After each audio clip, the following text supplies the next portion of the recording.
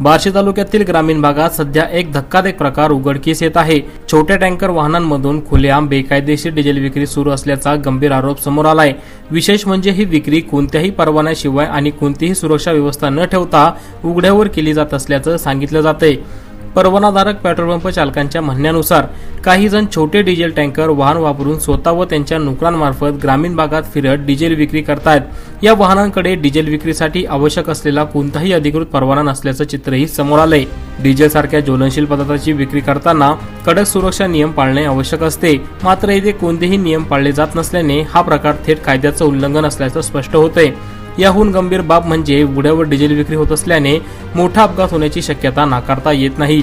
एखादी ठिणगी किंवा छोटी चूकही मोठ्या दुर्घटनेला कारणीभूत ठरू शकते। त्यामुळे नागरिकांच्या जीवितास आणि मालमत्तेस गंभीर धोका निर्माण होऊ शकतो। मात्र एवढा गंभीर प्रकार सुरू असतानाही प्रशासनाकडून अद्याप कोणतीही ठोस कारवाई होत नसल्याने अनेकांच्या भुवया उंचावल्या आहेत। त्यामुळे आता सर्वसामान्य नागरिक आणि पेट्रोल पंप चालक एकच प्रश्न विचारतायत, बार्शीत बेकायदेशीर डिझेल विक्री सुरू असताना प्रशासन नेमकं काय करतंय?